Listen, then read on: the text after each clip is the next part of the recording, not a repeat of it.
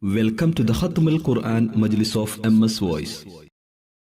أعوذ بالله من الشيطان الرجيم. بسم الله الرحمن الرحيم. الحمد لله رب العالمين.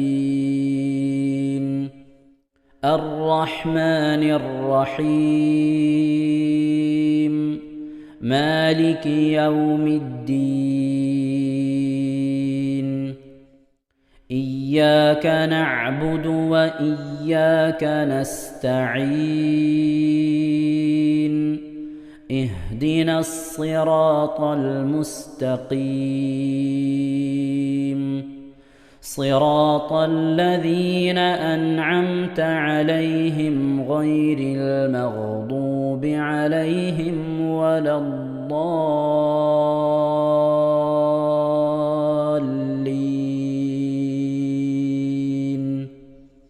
آمين. بسم الله الرحمن الرحيم. وأما الذين كفروا وكذبوا بآياتنا ولقاء الآخرة فأولئك في العذاب محضرون. فسبحان الله حين تمسون وحين تصبحون. وله الحمد في السماوات والأرض وعشيا وحين تظهرون. يخرج الحي من الميت ويخرج الميت من الحي ويحيي الأرض بعد موتها وكذلك تخرجون. ومن آياته أن خلقكم من تراب ثم إذا أنتم بشر تنتشرون.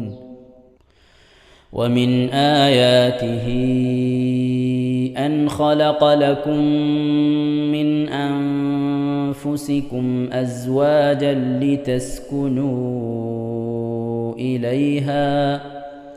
لتسكنوا إليها وجعل بينكم مودة ورحمة. إن في ذلك لآيات لقوم يتفكرون.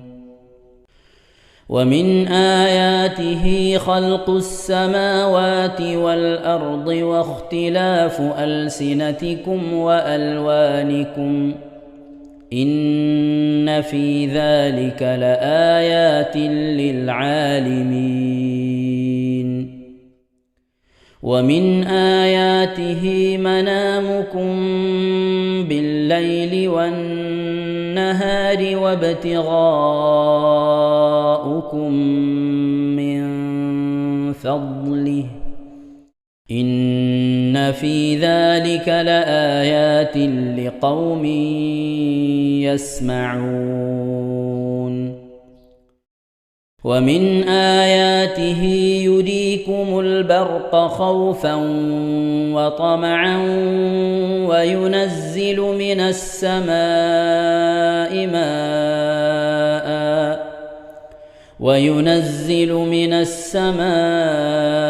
ماء فيحيي به الأرض بعد موتها.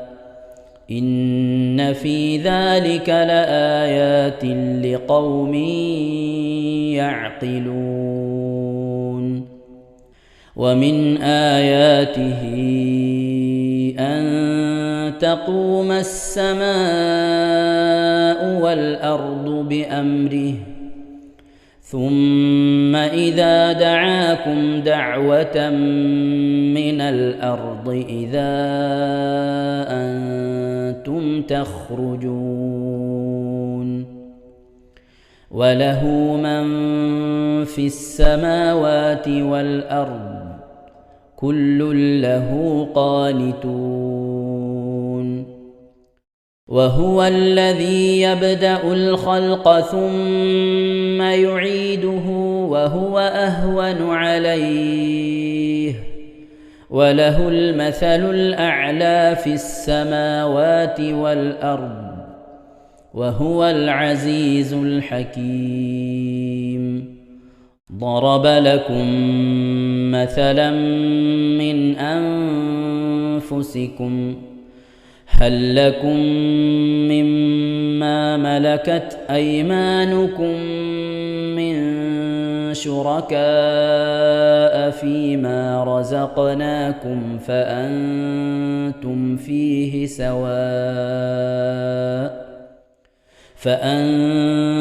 فيه سواء تخافونهم كخيفتكم أنفسكم كذلك نفصل الآيات لقوم يعقلون بل اتبع الذين ظلموا أهواءهم بغير علم فمن يهدي من أضل الله وما لهم من ناصرين فأقم وجهك للدين حنيفا فطرة الله التي فطر الناس عليها لا تبديل لخلق الله ذلك الدين القيم ولكن أكثر الناس لا يعلمون منيبين إليه واتقوه وأقيموا الصلاة ولا تكونوا من المشركين من الذين فرقوا دينهم وكانوا شيعا كل حزب بما لديهم فرحون وإذا مس الناس ضر دعوا ربهم منيبين إليه ثم إذا أذاقهم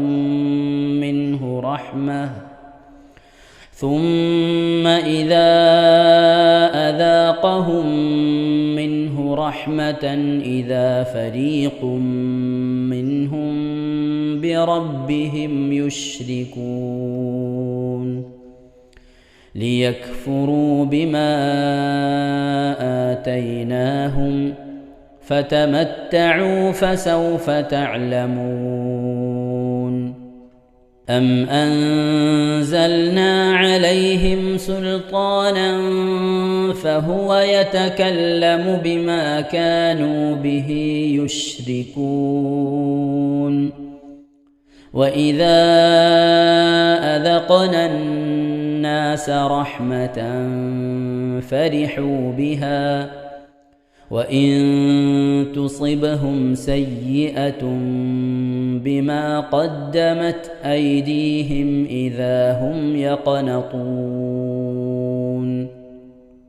أولم يروا أن الله يبسط الرزق لمن يشاء ويقدر إن في ذلك لآيات لقوم يؤمنون فآت ذا القربى حقه والمسكين وابن السبيل ذلك خير للذين يريدون وجه الله وأولئك هم المفلحون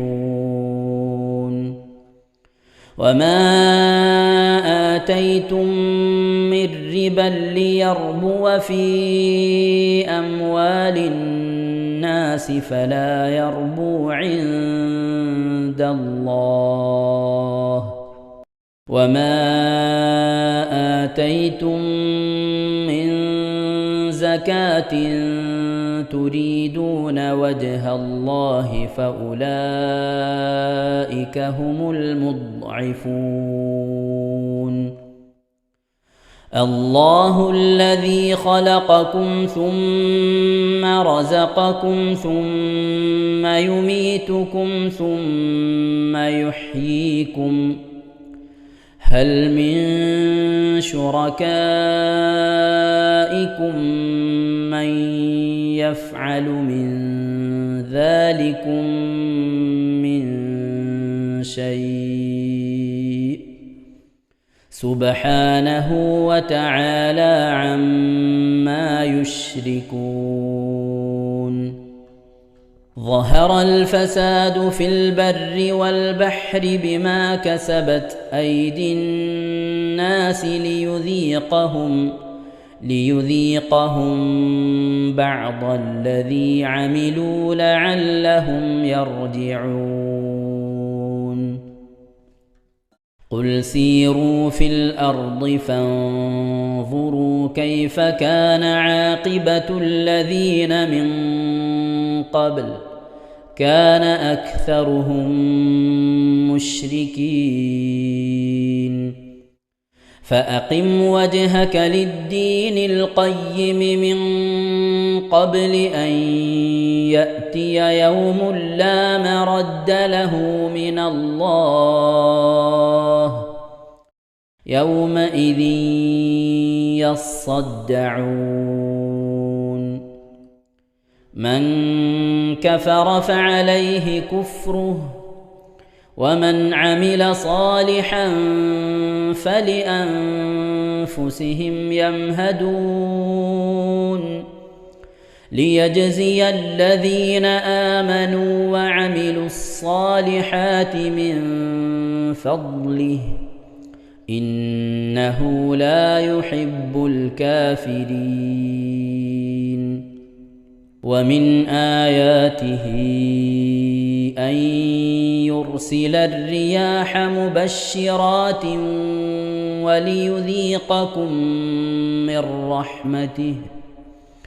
وليذيقكم من رحمته ولتجري الفلك بأمره ولتبتغوا من فضله ولعلكم تشكرون.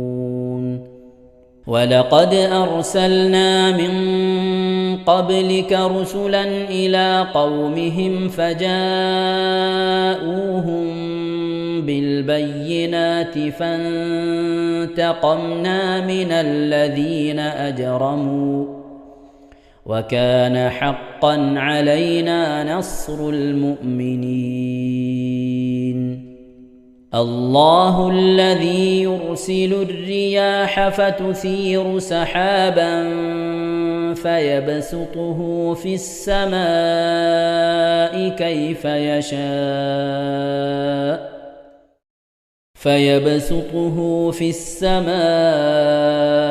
كيف يشاء ويجعله كسفا فترى الودق يخرج من خلاله، فإذا أصاب به من يشاء من عباده إذا هم يستبشرون. وإن كانوا من قبل أن ينزل عليهم من قبله لمبلسين. فانظر إلى آثار رحمة الله كيف يحيي الأرض بعد موتها، إن ذلك لمحيي الموتى وهو على كل شيء قدير. بسم الله الرحمن الرحيم. അല്ലാഹു സുബ്ഹാനഹു തആല നാം ഓതിയതായ പരിശുദ്ധമായ ഖുർആൻ ഷരീഫിനെ നമ്മിൽ നിന്ന് സ്വീകരിക്കട്ടെ. എന്തെങ്കിലും പാകപ്പുഴകളൊക്കെ വന്നവൻ അല്ലാഹു കുട്ടിപ്പുറത്ത് മാപ്പാക്കി നൽകി അനുഗ്രഹിക്കട്ടെ. ഇതൊക്കെ നാളെ നമ്മുടെ ഖബറിലേക്ക് ഉപകരിക്കുന്ന സൽക്കർമ്മമായി അല്ലാഹു കബൂൽ ചെയ്യട്ടെ. പരിശുദ്ധ ഖുർആൻ്റെ അഹ്ലുകാരി അല്ലാഹു നമ്മെ അവരെയും ഉൾപ്പെടുത്തി അനുഗ്രഹിക്കട്ടെ. ഖുർആനുമായി കൂടുതൽ ബന്ധപ്പെടുവാനും ഖുർആൻ ധാരാളം ഖത്തമുകളൊക്കെ ഓതാനുള്ള നമുക്ക് തൗഫീഖ് നൽകട്ടെ. പരിശുദ്ധമായ ഖുർആനെ സ്നേഹിക്കുന്നതിലൂടെ ഖബറിലും നാളെ മഹ്ശറയിലുമൊക്കെ ഖുർആൻ്റെ ശഫാഅത്ത് ലഭിക്കുന്നവരുടെ കൂട്ടത്തിൽ അള്ളാഹു നമ്മിൽ നിന്ന് മരണപ്പെട്ടു പോയവരെയും ഉൾപ്പെടുത്തി അനുഗ്രഹിക്കട്ടെ. ആമീൻ യാ റബ്ബൽ ആലമീൻ. പ്രിയമുള്ള മുഅ്മിനീങ്ങളെ, എന്തൊക്കെയാണ് വിശേഷങ്ങൾ? എല്ലാവർക്കും സുഖം തന്നെയല്ലേ? അള്ളാഹു സുബ്ഹാനഹു തആല ഇഹത്തിലും പരത്തിലും നമുക്കൊക്കെ സുഖവും സന്തോഷമൊക്കെ നൽകി അനുഗ്രഹിക്കട്ടെ. ആമീൻ യാ റബ്ബൽ ആലമീൻ. അൽഹംദുലില്ലാഹ്, നമ്മുടെ പുതിയ ഖത്തമ് തുടങ്ങിയിട്ട് 101 ദിവസമായി. 150ാമത്തെ ദിവസമായിരിക്കും ഇൻഷാ അല്ലാഹ് നമ്മളെ ഖത്തമ് തീരുക. 50 ദിവസം എന്ന് പറയുമ്പോൾ ഇനി 2 മാസമില്ല അല്ലേ? 1.25 മാസം ആവുന്നതോടുകൂടി ഇൻഷാ അല്ലാഹ് നമ്മുടെ ഖത്തമ് തീരും. അള്ളാഹു സുബ്ഹാനഹു തആല തൗഫീഖ് നൽകട്ടെ. 5 ദിവസം എത്തുമ്പോൾ ഒരു ജുസ് നമ്മുടെ പൂർത്തിയാകുന്നുണ്ട്. അപ്പോൾ ഇൻഷാ അല്ലാഹ് ഇനി നമുക്ക് ഓതി തീർക്കാനുള്ളത് 11ാമത്തെ 21ാമത്തെ ജുസാണ് നമ്മൾ ഓതുന്നത്. അപ്പോൾ ഇനി ആ 21ാമത്തെ ജുസ് അടക്കം 10 ജുസാണ് നമുക്ക് ഓതാനുള്ളത്. ഇൻഷാ അല്ലാഹ് അല്ലാഹു സുബ്ഹാനഹു തആല തൗഫീഖ് നൽകി അനുഗ്രഹിക്കട്ടെ. ഇതിൻ്റെ ഇടയിലൊക്കെ പലരും ഓതിയ ഭാഗങ്ങളൊക്കെ വിട്ടുപോയിട്ടുണ്ടെങ്കിൽ അതൊക്കെ ഓതി പൂർത്തിയാക്കണം. ഒരു ദിവസം 2 ഏട് ഓതുന്നവരുണ്ട്, 2 വട്ടം ഓതുന്നവരുണ്ട്, 3 വട്ടം ഓതുന്നവരുണ്ട്. 3 വട്ടം ഓതിയ 3 ഖത്തമാകും, 4 വട്ടം ഓതിയ 4 ഖത്തമാകും, 5 വട്ടം ഓതിയ 5 ഖത്തമാകും. ഇൻഷാ അല്ലാഹ് കഴിഞ്ഞ പ്രാവശ്യം 5 വരെ ഓതിയവരൊക്കെ ഉണ്ടായിരുന്നു. അല്ലാഹു സുബ്ഹാനഹു തആല തൗഫീഖ് നൽകി അനുഗ്രഹിക്കട്ടെ. എൻ്റെ പ്രിയപ്പെട്ട ഉപ്പമാരും ഉമ്മമാരും സഹോദരി സഹോദരന്മാരൊക്കെ ഓതാൻ വിട്ടുപോയ ഭാഗങ്ങളൊക്കെ ഉണ്ടെങ്കിൽ ഒക്കെ എടുത്ത് നോക്കി ഓതി ഇൻഷാ അല്ലാഹ് നമ്മുടെ ഖത്തമ് പൂർത്തിയാവുന്നതോടുകൂടെ എല്ലാവരും ഒന്നിൽ കൂടുതൽ ഖത്തമ് ഓതി തീർക്കുന്ന ഒരു സാഹചര്യം ഉണ്ടാവണം. അല്ലാഹു തൗഫീഖ് നൽകി അനുഗ്രഹിക്കട്ടെ. ആമീൻ. ഇൻഷാ അല്ലാഹ് നമ്മിൽ നിന്ന് മരണപ്പെട്ടുപോയവരുടെയൊക്കെ പേരിൽ അന്ന് നമുക്ക് എല്ലാവർക്കും കൂടി ഖത്തമൊക്കെ വഴങ്ങാം. അല്ലാഹു തൗഫീഖ് നൽകി അനുഗ്രഹിക്കട്ടെ. ആമീൻ യാ റബ്ബൽ ആലമീൻ. പ്രിയമുള്ള മുഅ്മിനീങ്ങളെ, പരമാവധി ദിക്ർ സലാത്തുകളൊക്കെ ചെല്ലുക. ഇൻഷാ അല്ലാഹ് അതൊക്കെ കുറിച്ച് വെക്കുക. പിന്നെ ഇന്ന് മുതൽ സ്കൂളൊക്കെ തുറക്കുകയാണ്. നമ്മളെ മക്കളൊക്കെ സ്കൂളിലേക്ക് മറ്റൊരു മേഖലയിലേക്ക് പോവുകയാണ്. സ്കൂളൊക്കെ തുറക്കുമ്പോൾ സന്തോഷമാണ്.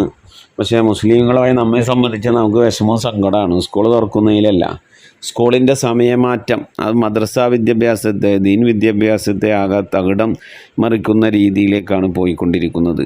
പല സ്കൂളുകളും വളരെ നേരത്തോടെ ക്ലാസ് തുടങ്ങുന്നു. അതുപോലെ നേരത്തോടെ തുടങ്ങി നേരത്തോടെ വിടുന്നു. പക്ഷെ നമ്മെ സംബന്ധിച്ചിടത്തോളം രാവിലെ കുട്ടികൾക്ക് മദ്രസയിൽ പോകേണ്ട സമയം അത് പറ്റാതെ വരികയും 7 മണിക്കും 7:30ക്കും 8 മണിക്കുമൊക്കെ സ്കൂൾ ബസ് വരുമ്പോൾ ആ കുട്ടി എത്ര മണിക്ക് ഒഴിവാവണം? ഒരു നിലക്കും കുട്ടിക്ക് മദ്രസയിൽ വരാൻ പറ്റാത്തൊരു സാഹചര്യമൊക്കെ ആവുകയാണ്. ആയതുകൊണ്ട് എൻ്റെ പ്രിയമുള്ള മുഅ്മിനീങ്ങളെ, പരമാവധി മക്കളൊക്കെ സ്കൂളിലൊക്കെ ചേർത്തുന്നവർ അവരുടെ വണ്ടിയിലെ കുട്ടികളെ കൊണ്ടുവരികയും കൊണ്ടുപോകുന്നവരൊക്കെ ശ്രദ്ധിക്കണം. ആദ്യ ട്രിപ്പ് വണ്ടി എടുക്കാതെ, മക്കളെ എടുക്കാതെ അവസാനത്തെ ട്രിപ്പ് എടുക്കുന്ന ഒരു സാഹചര്യം ഉണ്ടാകണം. വീട്ടിൽ നിന്ന് അവസാന ട്രിപ്പ് എടുത്തുകൊണ്ട് പോവാം, തിരിച്ചുകൊണ്ടാക്കുമ്പോൾ ആദ്യത്തെ ട്രിപ്പ് ആയിക്കോട്ടെ. അപ്പോൾ അവസാനത്തെ ട്രിപ്പ് ആകുമ്പോൾ അതിനനുസരിച്ച് മദ്രസയിൽ നിന്ന് നേരത്തോടെ പോയാൽ മതി. മക്കൾക്ക് പഠിക്കാനും കഴിയും, കുറച്ച് സമയം ചെലവഴിക്കാൻ കഴിയും. അല്ലാഹു തൗഫീഖ് നൽകി അനുഗ്രഹിക്കട്ടെ. ആമീൻ. മക്കളുടെ ഭൗതിക വിദ്യാഭ്യാസം അത് രണ്ടും നമുക്ക് മുന്നോട്ട് കൊണ്ടുപോകണം. അത് രണ്ടിനും കേടില്ലാതെ മുന്നോട്ട് പോകാൻ അല്ലാഹു തൗഫീഖ് നൽകട്ടെ. പല ഉമ്മമാരും ഉപ്പമാരും ഒക്കെ മക്കൾ സ്കൂളിൽ 8ലും 9ലൊക്കെ അയാളുടെ പഠിപ്പ് നിർത്തുന്ന സാഹചര്യമാണ് കാണുന്നത്. 2 വിദ്യാഭ്യാസം മുന്നോട്ട് കൊണ്ടുപോകാൻ പ്രയാസമത്രേ. അതൊക്കെ വെറുതെ ഒരു തോന്നലാണ്. എത്രയോ മക്കൾ 10ാം ക്ലാസ്സിൽ പഠിച്ചു, സ്കൂളിലും 10ലും മദ്രസയിലും 10ൽ പഠിച്ച് ഫുൾ A+ വാങ്ങുന്നവരുണ്ട്. പഠിക്കണമെന്ന് വിചാരിച്ചാൽ എങ്ങനെയും പഠിക്കുക.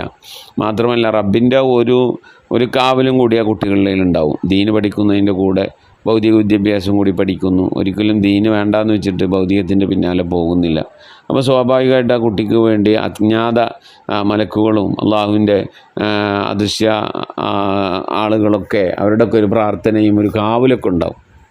അതുകൊണ്ട് മക്കളുടെ വിദ്യാഭ്യാസത്തിൻ്റെ വിഷയത്തിലൊക്കെ വളരെയധികം ശ്രദ്ധിക്കണം. അല്ലാഹു തൗഫീഖ് നൽകട്ടെ. ആമീൻ. ഇൻഷാ അല്ലാഹ് നമ്മിൽ നിന്ന് മരണപ്പെട്ടു പോയവരുടെ പേരിൽ ഫാത്തിഹ, ഇഖ്ലാസ്, മുഹമ്മദ് തൈനോദി നമുക്ക് ദുആയിലേക്ക് പ്രവേശിക്കാം. إلى حضرة نبينا سيدنا وشفينا وحبيبنا ومنجينا ومرشدنا وهادينا محمد صلى الله عليه وسلم. الفاتحة. أعوذ بالله من الشيطان الرجيم. بسم الله الرحمن الرحيم. الحمد لله رب العالمين الرحمن الرحيم مالك يوم الدين. إياك نعبد وإياك نستعين. اهدنا الصراط المستقيم صراط الذين أنعمت عليهم غير المغضوب عليهم ولا الضالين. رب اغفر لي. آمين. بسم الله الرحمن الرحيم. قل هو الله أحد الله الصمد لم يلد ولم يولد ولم يكن له كفوا أحد. بسم الله الرحمن الرحيم. قل هو الله أحد الله الصمد لم يلد ولم يولد ولم يكن له كفوا أحد. بسم الله الرحمن الرحيم. قل هو الله أحد الله الصمد لم يلد ولم يولد ولم يكن له كفوا أحد. بسم الله الرحمن الرحيم.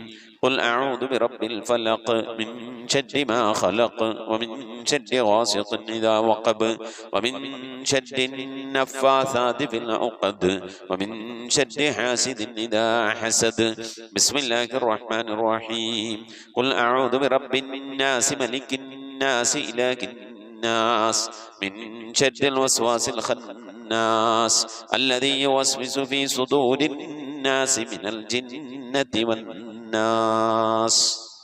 آمين. الحمد لله الحمد لله رب العالمين. اللهم صل على محمد وعلى آل محمد كما صليت على إبراهيم وعلى آل إبراهيم إنك حميد مجيد. اللهم أوصل بلغ مثل ثواب ما قرأناه من القرآن العظيم. هذه هدية واصلة ورحمة نازلة وبركة شاملة منا إلى حضرة نبينا سيدنا وحبيبنا محمد صلى الله عليه وسلم. اللهم إلى أرواح جميع الأنبياء والمرسلين. اللهم إلى أرواح أصحاب البدريين وسائر صحابة رسول الله صلى الله عليه وسلم. اللهم إلى أرواح صالحين وصديقين والشهداء وأولياء الله تعالى كلهم أجمعين. اللهم زد لهم شرفا لا شرفهم وفضلا لا فضلهم وكرامة تليق بها لا درجاتهم يا رب العالمين. اللهم بحقهم وبجاههم اللهم سلمنا وسلم أهلنا في الدارين وبحقوق هؤلاء الشرفاء العظماء المذكورين. اللهم إلى أرواح من ماتوا من آبائنا وأمهاتنا وإلى أرواح من ماتوا من أهلنا من أقاربنا وإلى أرواح من ماتوا في بلدنا. اللهم إلى أرواح من ماتوا منا. اللهم إلى أرواح جميع المسلمين والمسلمات والمؤمنين والمؤمنات. اللهم أنس وعشتهم وآمن دوءتهم ونفس غربتهم ونفر محلتهم وارفع درجتهم. اللهم تقبل حسناتهم وتجاوز عن سيئاتهم واجمع بيننا وبينهم في دار جنتك النعيم مع الذين أنعمت عليهم من النبيين والصديقين والشهداء والصالحين. اللهم أعز الإسلام والمسلمين وأذل الشرك والمشركين. اللهم دمر أعداءنا وأعداءك وأعداء الدين. اللهم انصر المسلمين في كل مكان يا رب العالمين. اللهم أحينا الكتاب والسنة وأمتنا مع الإيمان والتوبة يا ذا الجلال والإكرام. اللهم يسر أسيرنا وسكر أمورنا وقضي حاجاتنا وحاجة من أوصانا واشفي أمراضنا وأمراض مرضانا وأمراض من أطعمنا وأمراض من أعاننا وأمراض من أوصانا بالدعاء نفسية وقلبية ظاهرية وباطنية واشفيها شافيها كافيها معافيها رب العالمين وبحقوق هؤلاء الشرفاء العظماء المذكورين. പടച്ചവനെ ലോകരക്ഷിതാവായ റഹ്മാനുറഹീമായ അല്ലാഹ് ഞങ്ങളോട് ഓതിയ പരിശുദ്ധമായ ഖുർആൻ ശരീഫിനെ നീ സ്വീകരിക്കണേ അല്ലാഹ്. ഞങ്ങൾ ഓതിക്കൊണ്ടിരിക്കുന്ന ഖത്മ നീ കബൂലാക്കണേ അല്ലാഹ്. അത് പൂർത്തിയാക്കാനുള്ള തൗഫീഖ് നൽകണേ അല്ലാഹ്. ഞങ്ങൾ ഓതിയതിൻ്റെ ഒക്കെ സവാബിന് അല്ലാഹു എല്ലാ അമ്പിയാക്കൾ മുർസലീങ്ങൾ സ്വാലിഹീങ്ങൾ സജ്ജനങ്ങൾ മശായിഖന്മാർ ഖൈറിൻ്റെ അഹ്ലുകാർ ശുഹദാക്കൾ സിദ്ദീഖീങ്ങൾ അഹ്ലു ബൈത്തിൻ്റെ ഒക്കെ ഹദ്റത്തിലേക്ക് എത്തിക്കണേ അല്ലാഹു. മഹാദുൽ മുഅ്മിനീങ്ങൾ ത്വാബീങ്ങൾ താബീങ്ങളുടെ അസ്ഹാബുൽ ബദരീങ്ങൾ ഹുദീങ്ങളെല്ലാം സഹാബത്ത് ഖിറാമിൻ്റെ ഹദ്റത്തിലേക്കും എത്തിക്കണേ റഹ്മാനെ. അവർക്കൊക്കെ നിന്റെ അടുക്കലുള്ള പദവികളെ ദറജകളെ സ്ഥാന സ്ഥാനങ്ങൾ ഉയർത്തി കൊടുക്കണേ അല്ല. അവരുടെയൊക്കെ ഹക്ക് ജാഹ് ബറക്കത്ത് കൊണ്ട് ഞങ്ങളുടെയൊക്കെ ആക്കിബത്ത് നന്നാക്കി തരണേ അല്ല. ഈമാൻ സലാമത്തിലാക്കി തരണേ അല്ല. ഇരു ലോക വിജയങ്ങൾ ഉൾപ്പെടുത്തി അനുഗ്രഹിക്കണേ അല്ലാ. ഞങ്ങളെ ഈമാൻ നന്നാക്കി തരണേ അല്ല. ഞങ്ങളെ ഇബാദത്ത് നന്നാക്കി തരണേ അല്ല. ഞങ്ങളെ ഹൃദയം നന്നാക്കി തരണേ അല്ല. ഞങ്ങളെ സ്വഭാവം നന്നാക്കി തരണേ അല്ല. സംഭവിച്ചു പോയ തെറ്റുകുറ്റങ്ങളൊക്കെ വിട്ടുപുറത്ത് മാപ്പാക്കി തരണേ അല്ല. നിന്റെ റിള ലഭിക്കുന്ന നിന്റെ ഇഷ്ടദാസന്മാരുടെ കൂട്ടത്തിൽ ഉൾപ്പെടുത്തണേ അല്ലാ.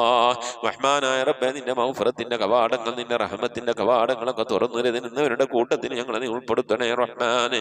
അല്ലാഹുവേ, ഞങ്ങളോട് ദുആ കൊണ്ട് വസിയ്യത്ത് ചെയ്തിട്ടുണ്ട് എൻ്റെ പ്രിയപ്പെട്ട ഉപ്പമാർ, ഉമ്മമാർ, സഹോദരി സഹോദരന്മാർ, മരിച്ചുപോയ ഉപ്പാക്ക് വേണ്ടി, ഉമ്മാക്ക് വേണ്ടി, ഭാര്യയ്ക്ക് വേണ്ടി, ഭർത്താവിന് വേണ്ടി, സഹോദരി സഹോദരന്മാർക്ക് വേണ്ടി, സന്താനങ്ങൾക്ക് വേണ്ടി, കൂട്ടുകുടുംബാദികൾക്ക് വേണ്ടി ദുആ ചെയ്യണേ എന്നൊക്കെ പറഞ്ഞുകൊണ്ട് ദുആ വസിയ്യത്ത് ചെയ്തവർ, മരണപ്പെട്ടു പോയ ഉപ്പയുടെ, ഉമ്മയുടെ, കൂട്ടുകുടുംബാദികളുടെ, ഭാര്യയുടെ, ഭർത്താവിൻ്റെ പേരിലൊക്കെ ഹദിയ അയച്ച് തന്നുകൊണ്ട് അവരുടെ ആണ്ട് ദിവസങ്ങളൊക്കെ വരുന്ന സമയങ്ങൾ ദുആ കൊണ്ട് വസിയ്യത്ത് ചെയ്തവർ, 7-40 ദുആ കൊണ്ട് വസിയ്യത്ത് ചെയ്തവർ ഒരുപാട് ആളുകൾ ഈ മജ്‌ലിസിലുണ്ട്. അല്ലാഹു എല്ലാവരെയും നീ കബൂലാക്കണേ അല്ലാ. അർഹമായ പ്രതിഫലം അവർക്ക് നീ നൽകി അനുഗ്രഹിക്കണേ അല്ലാ. അവരുടെയൊക്കെ ഖബറൊക്കെ നീ സ്വർഗീയ പൂങ്കാവനമാക്കണേ റഹ്മാനെ. അല്ലാഹുവേ, നിന്റെ മഹ്ഫറത്തും കൊണ്ട് അല്ലാ, ആരൊക്കെ മരണപ്പെട്ടു അവരുടെ മഗ്ഫിറത്ത് ഉദ്ദേശിച്ചുകൊണ്ട് പരിശുദ്ധമായ ഖുർആന് തെറ്റുകൂടാതെ ഖതം ഓതി അവരുടെ ഖബറിടത്തിലേക്ക് വഴങ്ങണമെന്ന് ഉദ്ദേശിച്ചുകൊണ്ട് ഇവിടെ ഒരുമിച്ച് കൂടിയോ റബ്ബേ, നീ കബൂലാക്കണേ അല്ലാ. ഇന്നല്ലെങ്കിൽ നാളെ ഞങ്ങൾ മരണപ്പെടുമ്പോ ഞങ്ങൾക്ക് വേണ്ടി മനസ്സറിഞ്ഞ് ഖതം ഓതി ദുആ ചെയ്യുന്ന കുടുംബങ്ങളെ, സന്താനങ്ങളെ, കൂട്ടുകുടുംബാദികളൊക്കെ നൽകി അനുഗ്രഹിക്കണേ അല്ലാ. റബ്ബേ, ഒരുപാട് പ്രയാസങ്ങൾ മനസ്സിലുള്ളവർ മജ്‌ലിസിലുണ്ട് അല്ലാ. ഞങ്ങളുടെ പ്രയാസങ്ങളൊക്കെ നീക്കിത്തരണേ അല്ലാ. രോഗങ്ങൾക്ക് ശിഫ നൽകണേ അല്ലാ. ഞങ്ങളുടെ മുറാദുകളൊക്കെ ഹാസിലാക്കി നൽകണേ അല്ലാ. സാമ്പത്തിക, മാനസിക, ശാരീരിക പ്രയാസങ്ങൾ, ഇടങ്ങേറുകളിൽ നിന്നൊക്കെ നീ സലാമത്ത് നൽകണേ അല്ലാ. കടം കൊണ്ടൊക്കെ വിഷമിക്കുന്നവരുടെ വീട്ടാനുള്ള തൗഫീഖ് നൽകണേ അല്ലാ. കടക്കാരായിക്കൊണ്ട് ഞങ്ങൾ ആരെയും നീ മരിപ്പിക്കല്ല റഹ്മാന്. അള്ളാഹുവെ, വിവാഹമൊക്കെ ഉറപ്പിച്ച മക്കളുണ്ട്. എങ്ങനെ മക്കളെ വിവാഹം ചെയ്തയക്കുമെന്ന് കൊണ്ട് പ്രയാസപ്പെട്ട് വിഷമിച്ചിരിക്കുന്ന രക്ഷിതാക്കളുണ്ട്. നിന്റെ ഖജനാ വിശാലമാണല്ലോ റഹ്മാനെ. ഞങ്ങളുടെ മക്കളുടെ വിവാഹം റാഹത്തായ രീതിയിൽ നടത്താനുള്ള തൗഫീഖ് നൽകണയല്ല. അതിനുള്ള വഴികളൊക്കെ നീ തുറന്നു നൽകണയല്ല. വിവാഹം ആലോചിക്കുന്ന ഭാര്യയെ അന്വേഷിക്കുന്ന, ഭർത്താവിനെ അന്വേഷിക്കുന്ന സഹോദരി സഹോദരന്മാരുണ്ട് റബ്ബേ. സ്വാലിഹീങ്ങളായ ഇണകളെ നൽകി അനുഗ്രഹിക്കണേ റഹ്മാനെ. ദീനുള്ളവരെ നൽകണേ അല്ലാ. ഞങ്ങളെയും ഞങ്ങളുടെ മക്കള്, ഞങ്ങളുടെ സന്താനങ്ങള്, ഞങ്ങളുടെ ഭാര്യമാര്, ഞങ്ങളുടെ പേരക്കുട്ടികൾ, ഞങ്ങളുമായി ബന്ധപ്പെട്ടവരെല്ലാവരും, ഞങ്ങളുടെ മാതാപിതാക്കളെ, ഭാര്യ ഭർത്താക്കന്മാരൊക്കെ ദീനുള്ളവരാക്കണേ അല്ലാ. നിന്റെ ത്വാഅത്തിലും പൊരുത്തത്തിലുമായി കൊണ്ട് ജീവിക്കുന്നവരുടെ കൂട്ടത്തിന് ഉൾപ്പെടുത്തി അനുഗ്രഹിക്കണേ റഹ്മാനെ. അല്ലാഹു, ഞങ്ങളൊക്കെ മഈശത്തിന്റെ മേഖലയിൽ ബർക്കത്ത് നൽകണേ അല്ലാ. ജോലിയിൽ ഖൈറും ബർക്കത്ത് നൽകണേ അല്ലാ. ജോലിയില്ലാതെ പ്രയാസപ്പെടുന്നവർക്ക് ഖൈറായ ജോലിയൊക്കെ നൽകി അനുഗ്രഹിക്കണേ അല്ലാ. വിദേശത്ത് ജോലി ചെയ്യുന്നവരുണ്ട്, സ്വദേശത്ത് ജോലി ചെയ്യുന്നവരുണ്ട്, വിദേശത്തും സ്വദേശത്തും ജോലിയില്ലാതെ പ്രയാസപ്പെടുന്നവരുണ്ട്. എല്ലാവർക്കും നീ ഖൈറിന്റെ, സലാമത്തിന്റെ, റാഹത്തിന്റെ, സന്തോഷത്തിന്റെ, സമാധാനത്തിന്റെ വഴികളൊക്കെ നീ തുറന്നു നൽകി അനുഗ്രഹിക്കണേ അല്ലാ. ക്യാൻസർ രോഗം കൊണ്ട് പ്രയാസപ്പെടുന്നവരുണ്ട്. അല്ലാഹു, നീ ശിഫ നൽകി അനുഗ്രഹിക്കണേ അല്ലാ. പഠന വൈകല്യമുള്ള മക്കളുണ്ട് റബ്ബേ. നാഫിയായ ഓർമ്മ ശക്തി നൽകി അനുഗ്രഹിക്കണേ അല്ലാ. അനുസരണയില്ലാത്ത മക്കളുണ്ട്, ഭർത്താക്കന്മാരുണ്ട്. അല്ലാഹുവേ, അനുസരണ നൽകണേ അല്ലാ. മദ്യത്തിനും മയക്കുമരുന്നിനും അടിമപ്പെട്ടവരുണ്ട്. ഉമ്മയോടും ഉപ്പയോടും കയർത്ത് സംസാരിക്കുന്നത് ദേഷ്യപ്പെടുന്നവരുണ്ട്. അല്ലാഹു, എല്ലാവർക്കും നീ സലാമത്തും രക്ഷയും നൽകണേ അല്ലാ. റഹ്മാനായ റബ്ബേ, മഖ്ബൂലും മബ്റൂറുമായ ഹജ്ജും ഉംറയും മർളിയായ സിയാറത്തൊക്കെ ചെയ്യാനുള്ള തൗഫീഖ് നൽകണേ അല്ലാ. മരിക്കുന്നതിന് മുമ്പ് ഹബീബായ പ്രവാചകൻ മുഹമ്മദ് മുസ്തഫ സല്ലല്ലാഹു അലൈഹി വസല്ലം തങ്ങളുടെ വജൂഹ് ശരീഫ് കണ്ടുകൊണ്ട് സന്തോഷിച്ച് സ്വർഗം കണ്ട് ലാ ഇലാഹ ഇല്ലല്ലാഹ് എന്ന കലിമത്ത് തൗഹീദ് ഉച്ചരിച്ചുകൊണ്ട് അനുഗ്രഹീതമായ ദിനരാത്രങ്ങളിൽ ഈ ദുനിയാവിൽ നിന്ന് വിട പറയാൻ നീ തൗഫീഖ് നൽകണേ അല്ലാ. ഞങ്ങളെ സക്കറാത്ത് എളുപ്പമാക്കി തരണേ അല്ലാ. മരണം നന്നാക്കി തരണേ അല്ലാ. ബിഹഖി മുഹമ്മദിൻ സല്ലല്ലാഹു അലൈഹി വസല്ലം വആലി മുഹമ്മദിൻ സല്ലല്ലാഹു അലൈഹി വസല്ലം വഅസ്ഹാബി മുഹമ്മദിൻ സല്ലല്ലാഹു അലൈഹി വസല്ലം. റബ്ബനാ ആതിനാ ഫിദ്ദുനിയാ ഹസനതൻ വഫിൽ ആഖിറതി ഹസനതൻ വഖിനാ അദാബന്നാർ. ആമീൻ ബിറഹ്മതിക യാ അർഹമർ റഹീമീൻ. സല്ലല്ലാഹു തആല വസല്ലം അലാ ഖൈരി ഖൽഖി സയ്യിദിനാ മുഹമ്മദിൻ വആലിഹി വസഹബിഹി അജ്മഈൻ. സുബ്ഹാന റബ്ബിക റബ്ബിൽ ഇസ്സതി അമ്മാ യസിഫൂൻ വസലാമുൻ അലൽ മുർസലീൻ വൽഹംദുലില്ലാഹി റബ്ബിൽ ആലമീൻ. ബിഫളിഹി സല്ലല്ലാഹു അലാ മുഹമ്മദ് സല്ലല്ലാഹു അലൈഹി വസല്ലം. സല്ലല്ലാഹു അലാ മുഹമ്മദ് സല്ലല്ലാഹു അലൈഹി വസല്ലം. اللهم صل على محمد يا رب صل عليه وسلم وصل على جميع الانبياء والمرسلين والحمد لله رب العالمين آمين. تقبل الله وسيكم الدعاء. السلام عليكم ورحمة الله وبركاته.